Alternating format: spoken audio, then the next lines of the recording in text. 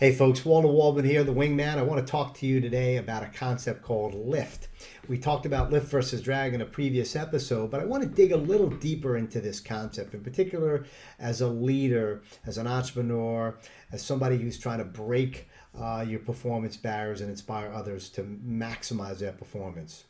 When I was a young captain in the military in one of my squadrons, my commander, Lieutenant Colonel Michael Dog Gates, he's just a great guy. Every time he'd see me in the squadron, he'd come up to me and he'd say, "Where's Waldo?" And I'd say, "Yes, sir, I never heard that before." And it was kind of funny. But for maybe 30 seconds or 5 minutes, whatever time he had during his busy schedule, he was focused on the most important wingman there was. And that was who? Me. Let's face it, folks. Wingmen are important to have in our life, but we have to be our own wingmen. And we'll talk about that more in a future program.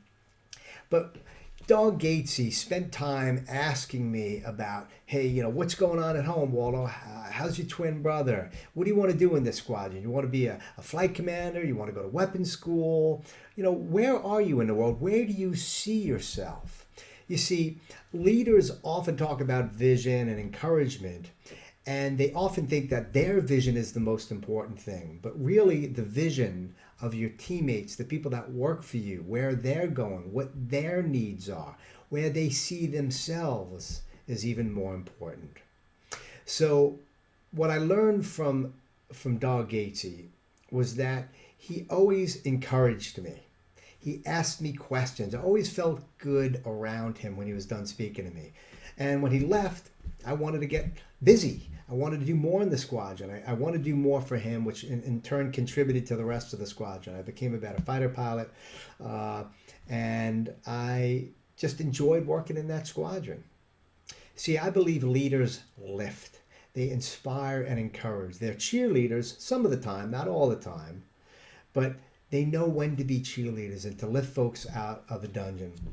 See, I might have been walking in that squadron any day of the week with a wing clipped, an engine failure, stressed out, maybe stuff going on at home, maybe I didn't feel right, but he knew that his job as a leader was to lift me up and encourage me so that I can get focused on doing an important job. And that was called flying F-16s, so that, God forbid, we'd have to go to battle, we can win. Folks, don't be afraid to lift up the wingmen in your squadrons who are walking in. Maybe it's your administrator, your coworker, a peer, your spouse.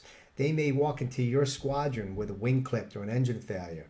A phone call may have come in, and they may be relying on you to give them that feed of that lift of encouragement to make a difference in them so that they can fly to new heights.